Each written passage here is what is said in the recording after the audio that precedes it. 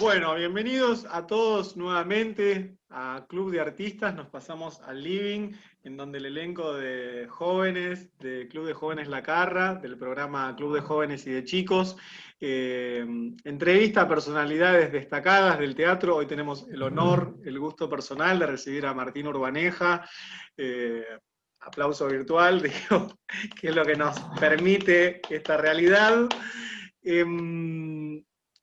Agradecerte un montón por aceptar la invitación, como ya dijimos recién en Instagram, por tu tiempo, por tu generosidad. Quería comenzar leyéndote algo. Bueno, Le dije a Martín que le iba a leer algo, pero no sabía qué era. buenas tardes a todos. Elegí Bueno, algo de Daniel Finzi Pasca, del Teatro de la Caricia, que es un director italiano, para quienes no lo conozcan, que a mí me gusta mucho su estética, pero también su sensibilidad. Y dice, le preguntan, ¿no? ¿Cómo él se siente cómodo con los actores al trabajar, él como director?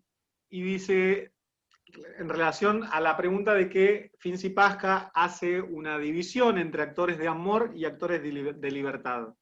El actor de amor es ese actor que necesita sentir, y el actor de libertad es el que necesita entender. Y ambos son valiosos porque en realidad cada uno funciona un poco de una manera, ¿no? Y le preguntan, ¿no? Como director, ¿te sientes más cómodo con actores de amor o de libertad? Y él le dice ambos. Cuando realizo una puesta en escena, busco tener respuestas para algunos objetivos de vinculación o historias para otros. Muchos actores pueden pasar noches sin dormir, noches agitadas, llenas de preguntas o de pesadillas. Subir al escenario es pisar un espacio peligroso. Todos íntimamente lo sabemos. Tratar de transformar una idea en un gesto poético es un proceso hasta a veces doloroso. En un mundo donde el sufrimiento es algo que tiene formas y proporciones gigantescas, seguro que las tribulaciones de un artista que busca danzar su canción pueden parecer ridículas. Pero es como sufrir de amor, innecesario, pero absolutamente inevitable. Crear, interpretar, es ponerse a viajar en un océano de dudas. Y quería preguntarte a vos, Martín, ¿cómo es para vos ponerte a crear? ¿Es ese océano de dudas? ¿Cómo lo llamas? Sí, para ser honesto, yo ya hace 20 años que actúo, que me sigo formando, porque me parece que uno debe seguir formándose siempre. Cuanto más herramientas tenga un artista en general, para mí es lo mejor. Yo creo, algo que decía una docente mía, que es que uno tiene que aprender para después desaprender. Uno tiene que aprender muchas técnicas, todas las más posibles, para después uno tener una técnica propia, que tal vez significa la mixtura de varias otras técnicas. Pero eso es muy personal. Hay tantos métodos como actores y a cada uno le funciona algo diferente. En mi caso, ahora, a mí lo que más me interesa siempre es el riesgo, lo desconocido, no ir a los lugares seguros, como el salto al vacío. Me parece que de eso se trata cuando yo elijo algún proyecto o me interesa estar en algún proyecto. Que sea lo más lejano a mí posible, lo más desconocido posible y que signifique un desafío grande, ¿no? Sobre todo para no aburrirme. Exacto. Bueno, muchas gracias. Y ahora sí, ya me quedo de moderador. Van a ser los chicos los que van a preguntar. Va a empezar Marcos ahí con su pregunta. Marquitos, todo tuyo. Bueno, primero que nada, hola, un gusto tenerte acá. Hola Y Marcos, ¿cómo si bien estás? ya, si bien Nico ya te preguntó dónde empezaste a hacer teatro, te quiero preguntar cuál fue tu primer como experiencia, tipo, lo primero que recuerdes de hacer teatro y por qué decidiste seguirlo como carrera. Mirá, te voy a contar lo primero que hice. Eh, Cuando estaba en el secundario, en literatura, leí un cuento que había escrito un interno del Instituto Psiquiátrico Borda. En ese momento ahí había un grupo de teatro y de escritura literaria que se llamaba Los Desbordados, que lo coordinaba Vicente Citolema, que es, seguramente nombre a mucha gente, si pueden anoten y después investiguen, porque es toda gente interesante, de esa linda, que merece la pena ser conocida. Y me acuerdo que leí ese cuento en donde un interno contaba un poco cómo era su vida ahí adentro y cómo él soñaba que era la vida ahí afuera. Y me impresionó mucho eso. Entonces hablé con esta profesora de literatura, le hice la propuesta para hacer algo de teatral con eso, para transformarlo en un monólogo, y eso hicimos. Y esa fue la primera vez que yo me subí a un escenario. Me acuerdo que el texto se llamaba La Gran Cloaca, de Vicente Citolema, y fue la primera vez que actué. Fue algo totalmente instintivo. Yo no había estudiado teatro, no sabía, no tenía herramientas. Tenía solamente intuición y deseo, que hoy, que ha pasado el tiempo, puedo decir que para mí la intuición y el deseo, sobre todo, las ganas, es lo más importante para actuar, lo más importante. Yo valoro muchísimo más las ganas que el talento, que es una palabra para mí que no tiene demasiado sentido. Gracias, Muchas gracias. Martín. Gracias, Martín. Marquitos, ahí después Marquitos tiene otra pregunta, pero mientras tanto, preguntarte también, digo, como los chicos, te cuento cómo es la dinámica. Yo se los doy casi como una tarea a los chicos. Digo, bueno, ustedes tienen que investigar a Martín. No les digo mucho demasiado de vos, porque me parece que lo más rico es ver a dónde llegan ellos, ¿no? Con qué se encuentran. En lugar de yo decirles, bueno, busquen tal obra que él interpretó, o tal texto que abordó, ¿no? Entonces, también ahí Leo tiene una pregunta bastante interesante, Leito. Perdón, Sofi tiene una pregunta ahí en cuanto a tu recorrido, a experiencias, ¿no? Que uno va acumulando en este hacer teatral. Hola, ¿qué tal? Hola, Em, Sofi. ¿Cómo estás? Bien, bien. Quería preguntarte si alguna vez tuviste alguna experiencia artística, teatral, que te haya modificado tu forma de ver la vida, que te haya tocado, que te haya cambiado algo en vos.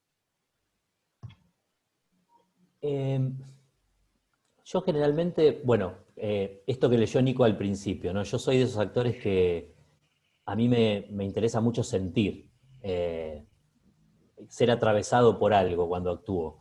Entonces, generalmente siempre elijo obras que me interesen por la temática o por los personajes que hay que interpretar.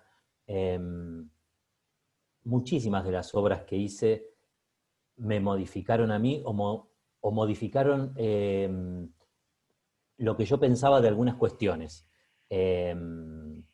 Sobre el amor, en algún momento me tocó interpretar a un chico que había sido apropiado en la dictadura, y ahí, nada, eso me llevó a cambiar lo que yo pensaba de eso, a investigar mucho sobre eso, a enterarme de muchas cosas que yo no sabía. Pero sí, yo creo que si uno hace teatro desde un lugar honesto y desde la pasión, ¿no? Que para mí me parece que es como lo fundamental, ser muy apasionado con lo que uno hace, siempre eso modifica, siempre en algún lugar, no inmediatamente, a veces uno se da cuenta después de mucho tiempo, pero para mí cualquier disciplina artística es muy modificadora si uno la hace con honestidad y con pasión. Muchas gracias. Díganme si estoy respondiendo, porque por ahí respondo y no se quedan conformes, me dicen y sigo respondiendo. Hasta que sea respondida la pregunta. Sean exigentes, que me gusta. Muy bien, muy bien, muy bien, muy bien. Bueno, no sé, Sofi, ¿te respondió o no te respondió? No, sí, fue hermoso lo que dijo. Genial, buenísimo, buenísimo. Ya por suerte lo dijo él, sean exigentes, así que si alguno tiene que recalcular en el momento, hágalo sin ningún tipo de miedo. Así que también los chicos se encontraron, por supuesto, ¿no? Al investigarte, a estudiarte, con mucho recorrido, ¿no? Vos hablabas de 20 años justamente, y en 20 años uno hace muchas cosas, ¿no? Algunas clásicas, otras no clásicas, diferentes trabajos, y Leo tiene una pregunta ahí muy puntual sobre uno de tus trabajos que a él le llamó la atención mucho, así que, Leito. Hola Martín. Hola Leo, ¿cómo estás? Bien, justo bueno, Citolema lo conozco porque la hija es rectora mía de donde estudio yo, ¡Wow! justo. Me agarraste así, wow, diciendo Citolema. Bueno, la pregunta que te quería hacer es, ¿cómo fue esa experiencia en donde que actuaste en Chopin y teniendo en cuenta esta experiencia de haber actuado en Chopin, cómo te vinculás con la música clásica y cómo la usás para crear cuando estás en alguna obra teatral? Mira, a Chopin fue una de las cosas más particulares que yo hice, porque era la unión de una pianista, que es Marcela Roggeri, que es una pianista argentina que vive en Francia, en Londres, muy reconocida en el mundo, y la música de Chopin unida a la literatura, que era una novela de Marguerite Yourcenar, una escritora francesa, y la novela era Alexis o el Tratado del Inútil Combate, que para mí es una novela, esa fue uno de los trabajos, volviendo un poco a Sophie, uno de los trabajos que a mí me modificó muchísimo la manera de pensar un montón de cuestiones. La novela es muy interesante, y el espectáculo era un actor, que era yo, diciendo esa especie de monólogo, porque es un gran monólogo, la novela, y la pianista tocando música de Chopin, y lo que el director intentaba hacer era un diálogo entre la música y la poesía, que por suerte se logró, porque fue un espectáculo bellísimo que hicimos durante mucho tiempo, que viajamos, que estuvimos de gira. Y a mí en ese espectáculo particularmente me pasó algo que yo nunca había experimentado. La pianista entre nos, y para que se entienda, es un animal, un hermoso animal tocando el piano. Y yo tenía muchos momentos donde me acercaba diciendo mi texto y me apoyaba sobre el piano, muy cerca de ella, y su energía tocando el piano, porque ella no tiene nada que ver con una pianista formal y correcta. Es como una especie de vendaval sobre el piano que es hermoso de ver.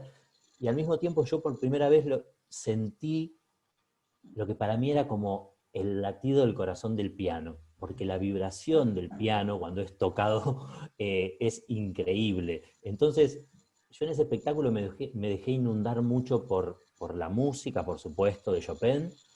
Me dejé inundar por la pasión de esta pianista, que a mí me generaba toda la admiración y al mismo tiempo me desafiaba para estar a su altura, por la poesía de esta poeta francesa, y, pero sobre todo eso, me dejé inundar mucho por la música. Y con respecto a lo que me preguntabas, es algo súper interesante, porque yo después de haber hecho ese espectáculo, siempre empecé como a estudiar los guiones o a ensayar con música. La música me ayuda mucho a concentrarme, a enfocarme, diferentes tipos de música de acuerdo a lo que esté haciendo. Pero la música siempre fue una gran compañía para mí también. Para mí la música completa un poco la vida, ¿no? En el mejor sentido. Así que fue una hermosa experiencia esa, y yo a partir de ahí también empecé a hacer un poquito más culto acerca de la música clásica, que yo no sabía casi nada. Y a partir de ahí empecé a investigar, a escuchar autores clásicos como Chopin, que yo no conocía, las vidas de estas personas que fueron increíbles por diferentes motivos, pero bueno, como casi toda la vida de todos los artistas, ¿no? Como, no sé, si uno piensa en Van Gogh, por ejemplo, digo, fueron gente que tuvieron unas vidas muy apasionadas, muy intensas por diferentes motivos, y yo creo que algo de eso también fue lo que hizo que fuesen quienes fueron. Gracias. Exacto. ¿A vos? Te respondió, ahora voy a estar con esto toda la entrevista, jugando con No, esto. me encantó que me haga acordar de ese espectáculo, que es un espectáculo que yo quise muchísimo. También uno a veces hace, como uno ha hecho mucho, a veces uno se va olvidando de lo que hace. Siempre en uno queda, pero cuando alguien te lo recuerda, bienvenido, como pasó recién. Claro, claro, claro, claro, claro. Y vos sabés que justo en relación a esto de los clásicos, ¿no? Y de las figuras, los chicos tuvieron la oportunidad, el año pasado hicimos como un megamontaje de una versión de Antígona. Bueno, Sabri era nuestra Antígona, que terminaba libre y empoderada para ponerla acorde a los tiempos, como estas jóvenes de las que vos hablabas en nuestra entrevista, en nuestro previo de Instagram, ¿no? De jóvenes Como, luchando por sus libertades. Y este año los chicos estamos empezando a trabajar Edipo. Y obviamente, en la investigación de tu persona, de tu recorrido teatral, apareció Grieg. Entonces ahí Sabri tiene unas preguntas en relación a eso. Sí, justamente teniendo en cuenta tu participación en Greek y que está basado en Edipo Rey, queríamos saber si nos podías contar un poco cómo fue ese proceso de interpretar una obra, una obra basada en un clásico en este contexto de la contemporaneidad. ¿Cómo fue que lo viviste? mira, fue uno de los trabajos más importantes que yo hice. Por lo que sucedió con ese espectáculo, fue un espectáculo que estuvo 3 o 4 años en cartel, fue muy exitoso, de verdad. Para mí era un gran espectáculo. Y a mí me encantó hacerlo. Yo crecí muchísimo como actor y como persona haciendo esa obra. Cuando me convocaron, por supuesto, lo primero que hice fue leer Edipo, el original, la tragedia, y después leer esta versión que está escrita por Steven Berkoff, que es un autor inglés, contemporáneo, vivo, y él ubicó a este Edipo que hacíamos nosotros en Inglaterra en los años 80, bajo el régimen de Margaret Thatcher. Entonces también la obra era muy política, muy teñida por ese momento en el que había sido escrita y en el que se narraba esa historia. Y lo que él había hecho para mí, que era genial, le había cambiado el final a Edipo. Como todos sabemos que Edipo, por lo que sucede en la historia, termina arrancándose los ojos. Acá el autor lo que había hecho había tomado la decisión, que para mí era lo más revelador de esta obra, de que en un momento Edipo decidía no arrancarse los ojos, y había un gran monólogo final que hablaba sobre el amor, que para mí hoy es muy contemporáneo. En un momento este Edipo decía, si es amor lo que yo siento, ¿qué importa la forma que tenga? Me parece que es algo de lo que hoy se habla mucho y es muy contemporáneo eso. Y en esta versión, finalmente, él no se arrancaba los ojos, reivindicando ese amor que él sentía por esa mujer, aunque sea su madre. Porque hablé tanto que me perdí un poco lo que me habías preguntado. Creo que ahora retomo. Y a mí me encantó hacer esta obra. El autor, lo que ponía en la obra, había una escena de hecho que hablaba de eso, él hablaba mucho de la importancia de las palabras y de lo violento que podían ser los seres humanos con las palabras, y él había desarrollado una teoría que decía que las palabras pueden llegar a matar. En la obra había una escena donde había un duelo entre dos personajes que uno terminaba matando a otro con palabras. Entonces él recalcaba como pedido, como una didascalia al comienzo de la obra, decía que tenía que ser muy importante cómo estaba dicho este texto y que él sentía que las palabras tenían que tener cuerpo. Entonces, la directora de este espectáculo fue Analía Fedra García, que es una gran directora de teatro, y trabajamos mucho desde ahí, desde cómo poner el cuerpo en la palabra. A mí es un trabajo que me encantó hacer, porque yo particularmente pienso que el teatro, sobre todas las cosas, es cuerpo. A mí me encanta cuando veo un actor que en escena le pasan muchísimas cosas, aunque sea transpirar, pero porque le están pasando cosas en el cuerpo y porque está poniendo el cuerpo. No me interesa cuando voy al teatro y veo actores muy correctos o muy buenos que terminan la obra y están exactamente igual peinados que como empezaron y que no se les movió un pelo. Me parece que ahí no pasó nada. Puede haber un gran manejo del artificio, porque actuar es un artificio, es una gran mentira también, pero a mí me gustan los actores que ponen el cuerpo, y yo siento que el teatro necesita cuerpo, como la vida. Yo creo que en la vida hay dos tipos de personas, los que pasan por la vida y los que atraviesan la vida poniendo el cuerpo, que esos siempre son los más interesantes.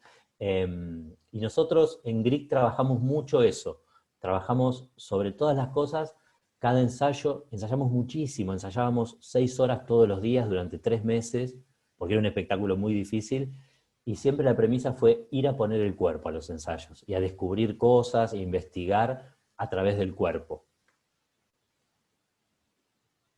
De hecho, bueno, cuento acá como una infidencia. Fue la primera vez que yo lo vi a Martín en escena y me sorprendió, o sea, me sorprendió muy felizmente la cantidad de texto que tenía Uf. y la versatilidad de interpretación, porque digo, también es un gran desafío, es una gran exigencia para el actor tener mucho texto y poder sostener eso con interés y sin que caiga, porque digo, también se presenta esa dificultad, ¿no? Que vos hablabas de la organicidad de un espectáculo, ¿no? De, bueno, Sí, ¿cómo lo a mí atravieso? ¿No? me parece importante decir que yo también pude hacer este espectáculo porque tuve a los mejores compañeros. Tuve a compañeros soñados, que eran Ingrid Pelicori, que es como una grande de la escena nacional, Horacio Roca, Roxana Berco, y de verdad fueron grandes sostenes para mí. Yo no hubiera podido si no hubiera tenido esa calidad de compañeros. Cuando hablo de calidad actoral y calidad humana, porque yo creo que también hay que ser muy humano para hacer teatro, ¿no? Ujú. Exacto, exacto, exacto. Y en relación a esto, ¿no? Hablábamos de los clásicos, ¿no? Esta charla que, bueno, con Carla comparto varios espacios, entonces, digo, tenemos muchas charlas. Esto del clásico como algo a lo cual uno vuelve siempre, ¿no? A través de distintas formas, como puede ser, para contarle a los chicos, ¿no? Steven Berkoff es un autor y director, perdón, y actor también, porque actúa, también ha hecho Y una director participación, también. y director también, ha hecho una participación muy interesante en la serie Los Borgia, en donde él, nada, maravilloso, y Steven Berkoff se formó dentro de la pedagogía de Jacques Lecoq, es decir, que vuelve a aparecer como un hilo conductor, ¿no? Lecoq, las máscaras, el clásico, ¿no? Digo, algo que quizás uno siente que, bueno, que está ya en Francia o en Londres o en Europa, y en realidad está todo bastante más conectado de lo que pensamos. Y en relación a los clásicos, Sabri tenía justo una pregunta. Sí, en parte nos lo respondiste con lo que nos contaste recién, pero o sea, la pregunta vendría a ser si vos crees que los clásicos se resignifican por el contexto y de qué manera. Sí, yo creo que no sé, recién, no sé, algo de lo que dijo Nico me hizo pensar en los griegos, que para mí los griegos ya, por decirlo de alguna manera, ya inventaron todo. En las tragedias griegas aparece todo, aparece hasta el psicoanálisis, aparece el complejo de Electra, el complejo de Edipo. Entonces hay algo que desde los griegos a esta parte se ha ido como reescribiendo y resignificando, pero me parece que las grandes obras, que son los clásicos, por supuesto, como podría ser cualquier obra de Shakespeare, siempre tienen vigencia y siempre tienen actualidad, pero también porque tienen esa cosa que es que hablan de los grandes temas universales, que son el amor, la vida, la muerte, el poder, la traición. Entonces, eso van a ser siempre temas universales y siempre van a ser contemporáneos. Y de acuerdo a la época en que a cada uno le haya tocado vivir, como a nosotros en esta, se va a resignificar de acuerdo a esa época. Y Grieg te valió, aparte, tuviste la buena fortuna, obviamente producto de todo el trabajo que el elenco le hizo para abordar esa obra, te valió un montón de reconocimientos. Sí. Y eso también, digo, en nuestro quehacer teatral despierta como mucho imaginario, ¿no? Que es ser, nada, que te premien, que te nominen, que te reconozcan. Y Marcos tiene ahí una pregunta en relación a eso. Sí, ¿cómo te sentiste de estar nominado a Mejor Actor por Brick? Mira, esa fue la primera vez que me nominaron como actor. Y en ese momento yo era bastante más chico. Fue por sobre todas las cosas un honor. Me acuerdo que por esa obra particularmente me nominaron como a todos los premios de teatro que hay, que son muchos, y en algunos estuve nominado con Julio Chávez, que ese año había hecho una obra también, y bueno, y generalmente en las nominaciones anuales uno coincide con los nominados. Y ese año tuve la suerte de que me nominen a todos los premios, con gente como Julio Chávez, por ejemplo, y para mí fue una gran alegría. No gané ninguno, por ejemplo, pero fue una gran alegría y es una especie de caricia o mimo que uno recibe. También después fui dándome cuenta que el mejor premio que uno puede tener es poder seguir trabajando de lo que a uno le gusta.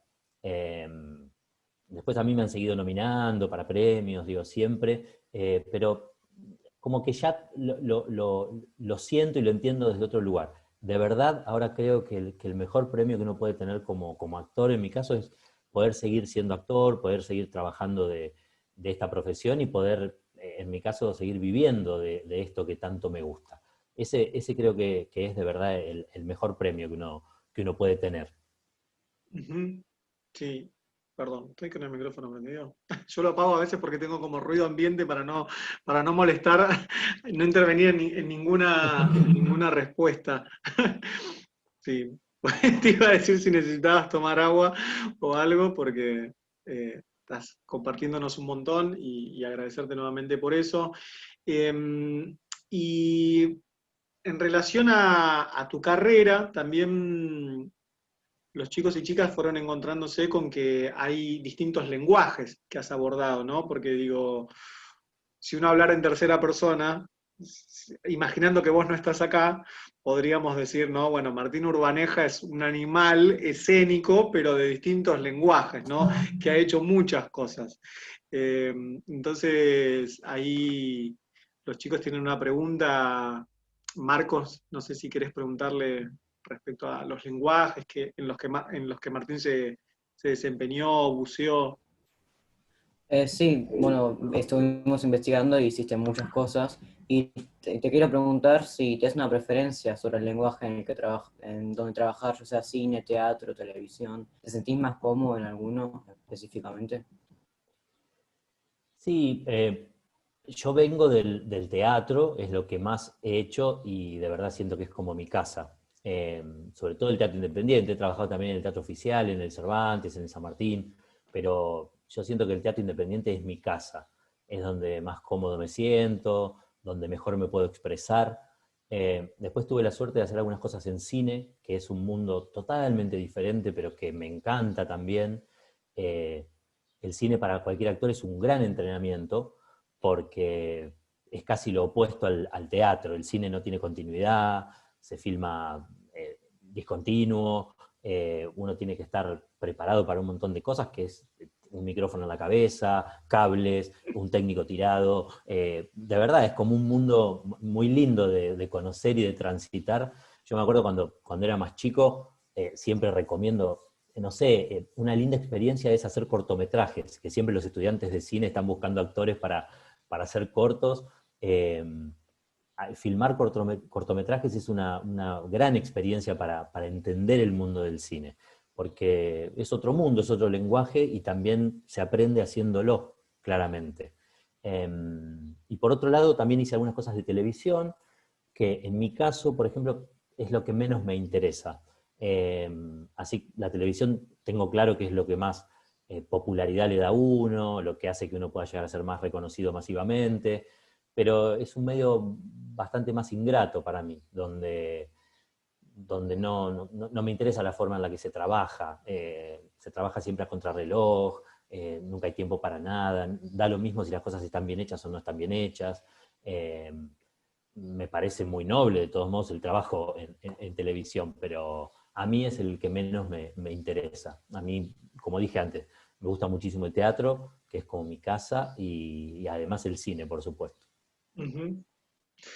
Y bueno, llegó el 2020 y para todo el mundo fue una sacudida tremenda, ¿no? Un poco hablábamos en la previa con Martín de esta sacudida que le pegó la pandemia a todo el mundo en general, pero al arte en particular. hace unos poquitos días, ayer lo charlábamos a la noche justo con él, que leía que compañías de Europa, compañías que uno hasta el momento conocía como muy top, muy referentes, están en crisis de existencia.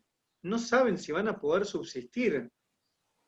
Porque digo, sin ir más lejos, hablábamos de Duda Paiva, un capo del teatro de títeres y manipulación de objetos, que en Holanda su compañía no recibió el subsidio que requiere para poder subsistir, y es realmente él compartiendo si va a poder continuar con su tarea. Y estamos hablando de un referente mundial, ¿no?, del teatro. Sin la fantasía de mundial, no sé, sin eso, pero digo, es algo que nos atraviesa y nos conecta a todos. Entonces, también preguntarte, ¿no? Y Sofi va ahí a remeter respecto a este año y la pandemia y el teatro. En un momento yo escuché que dijiste que el teatro es sobre todo el cuerpo, y yo te quería preguntar qué pensás o cómo te sentís con el teatro virtual, el que tenemos ahora, el entretenimiento audiovisual. ¿Qué te sentís cómodo? ¿Qué pensás?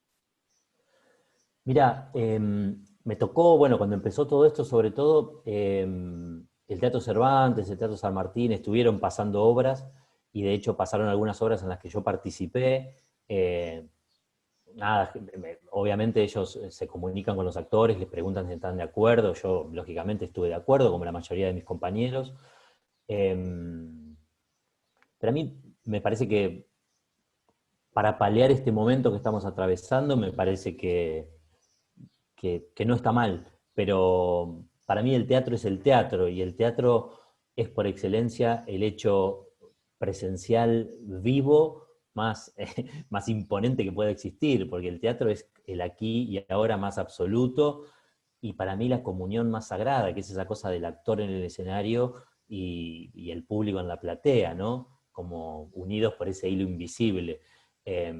Entonces, un poco me cuesta esta modalidad que se ha adoptado, pero la entiendo porque entiendo que es algo transitorio. Al mismo tiempo me parece que hay algo que también después de esto va a cambiar, y tal vez algo de esta modalidad continúe, esta cosa del streaming, no sé, no sabría decirlo, pero yo creo que igual de todos modos a la gente que le gusta el teatro de verdad, cuando el teatro vuelva, va a volver con mucha más fuerza, porque los que aman el teatro van a necesitar ir al teatro y reencontrarse con los actores ahí, como decía antes, escupiendo cuando hablan, transpirando porque están actuando y poniendo el cuerpo, que es lo más lindo que tiene el teatro.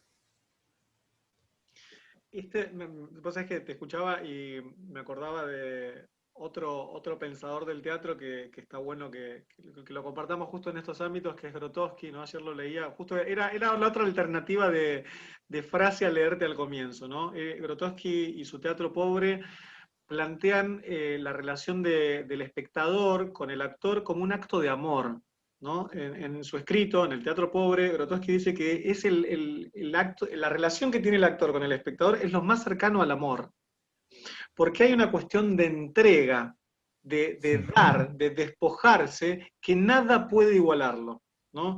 Y recién, místicamente, hablaste justo de eso, ¿no? De la entrega del actor ahí escupiendo, sudando, digo, con toda esa visceralidad que lo acompaña.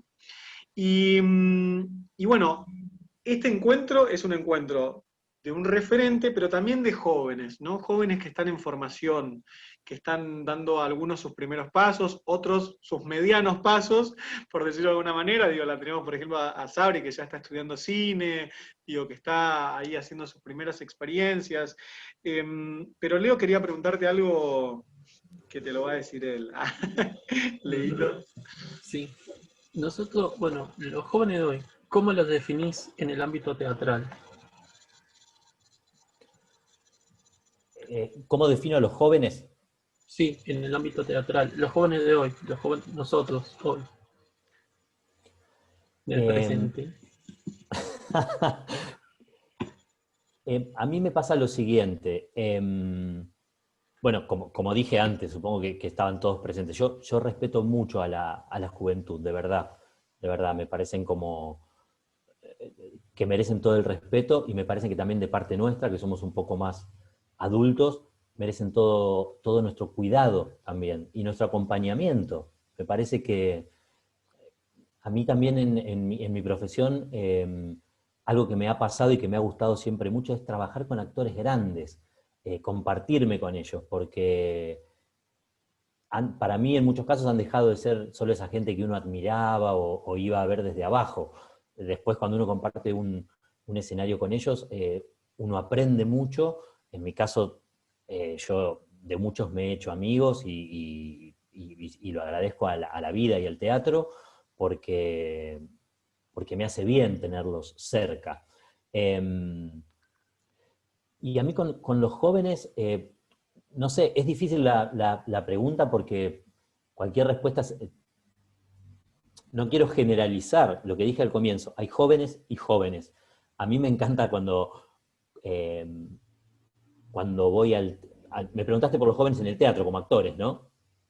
A mí me encanta cuando voy al teatro y veo a los jóvenes con muchas ganas, lo que dije antes. Que para mí eso se ve mucho, la gente que tiene ganas de estar arriba de un escenario, pero ganas de verdad. Me parece que hay gente que tiene ganas de ser actor y hay gente que tiene ganas de ser famoso. Me parece que hay gente que tiene ganas de actuar y hay gente que tiene ganas de que lo quieran o de ser querido. Y así hay muchas categorías.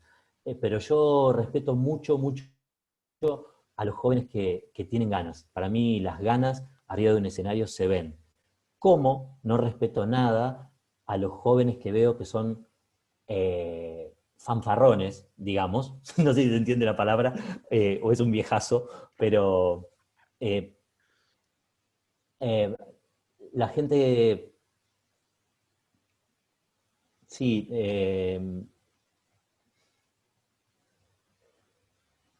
sí, no encuentro un sinónimo, pero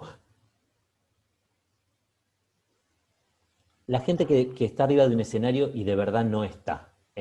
Arriba de un escenario se ve muy claramente quién está parado, quién está pisando un escenario y quién no. Así que en ese sentido yo respeto mucho a los jóvenes que tienen ganas de hacer y que hacen. Y respeto mucho también a los jóvenes que saben ejercer su libertad. Me parece que los jóvenes de hoy día tienen muchas libertades que yo no tengo tanta diferencia con ustedes, pero que nosotros tal vez no tuvimos o no sabíamos cómo se ejercía. Entonces me parece que tienen también la obligación de, de, de tomar esa libertad y de ejercerla, y de ser quienes quieren ser. Me parece que el escenario es un muy buen lugar para pronunciarse y para ser quien uno tiene ganas de ser y para decir todo aquello que uno tiene ganas de decir. Y siempre que haya un joven haciendo eso, yo lo voy a respetar y lo voy a admirar.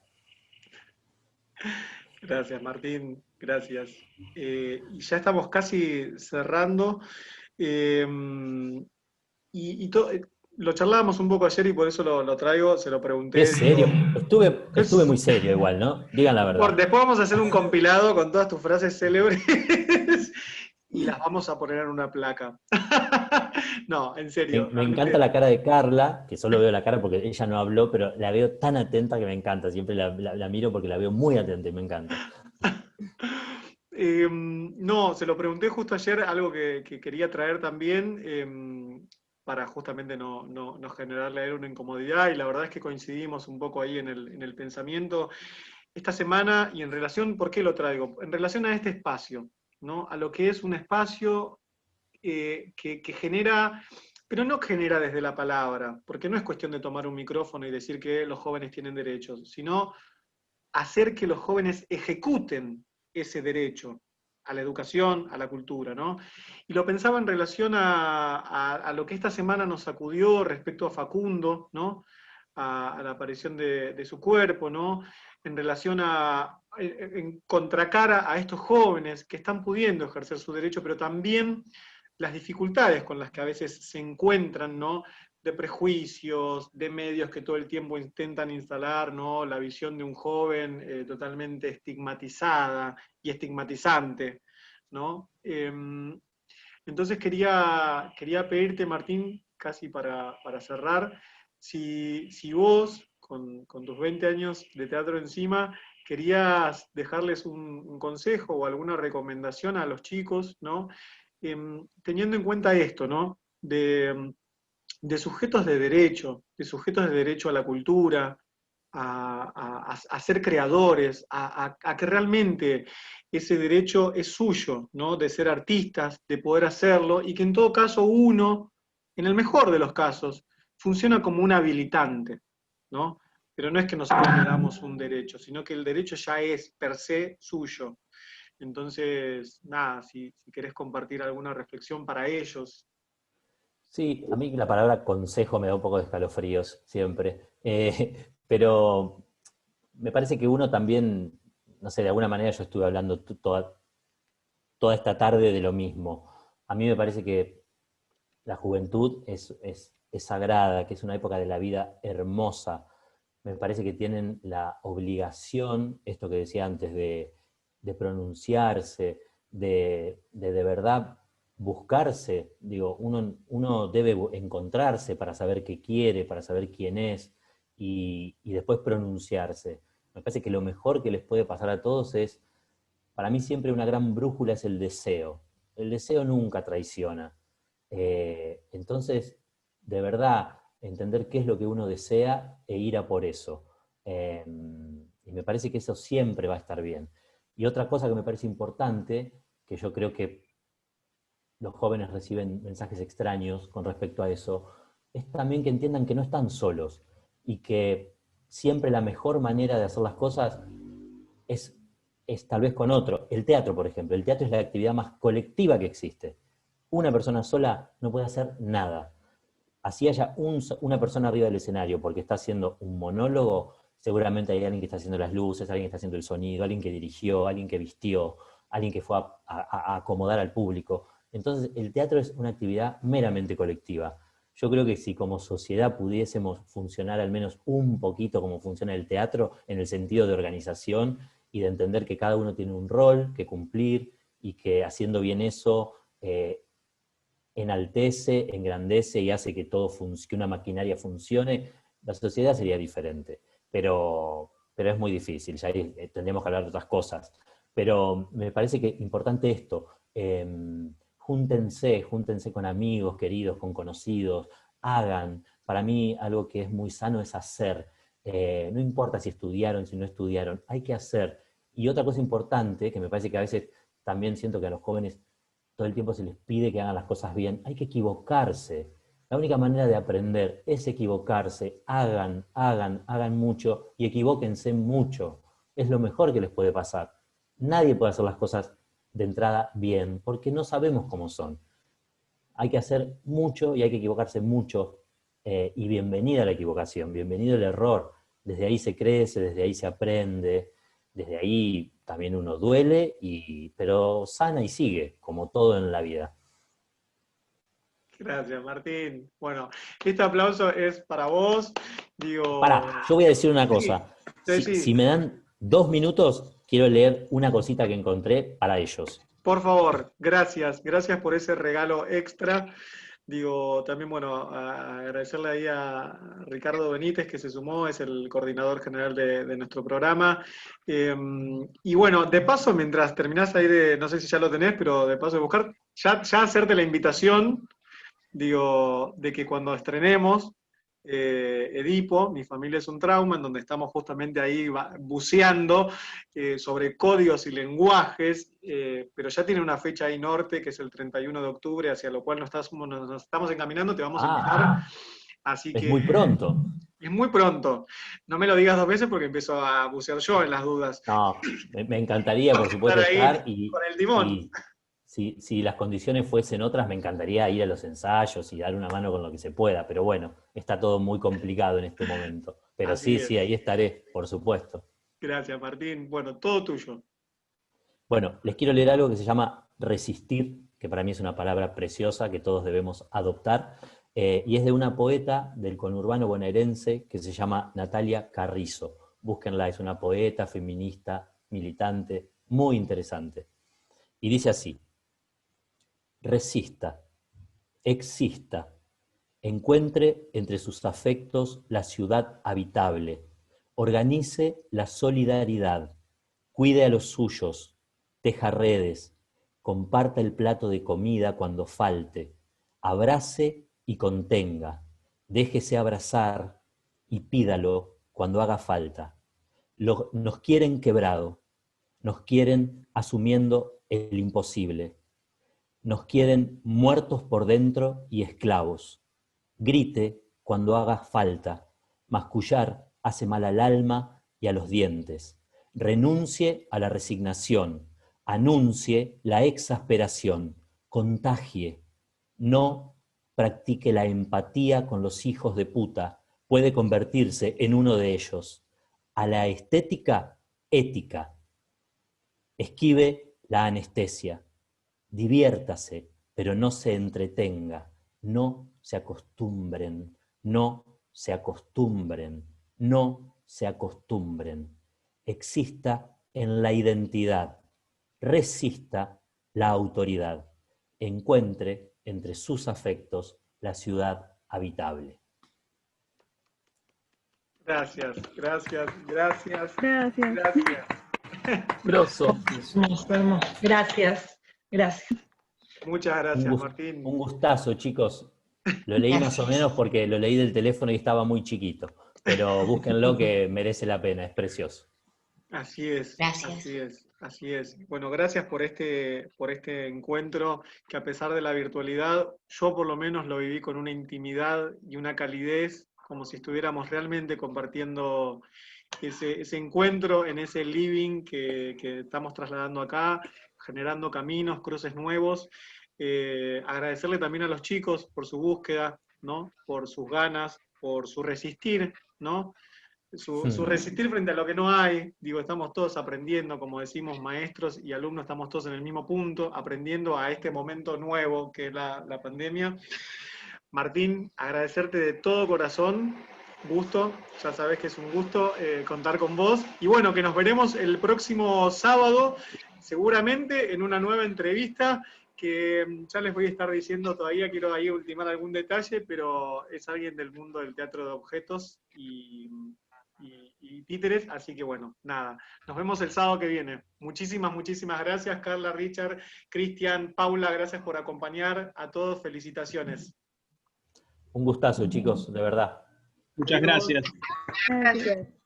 Hasta la Chao, próxima. gracias. Adiós.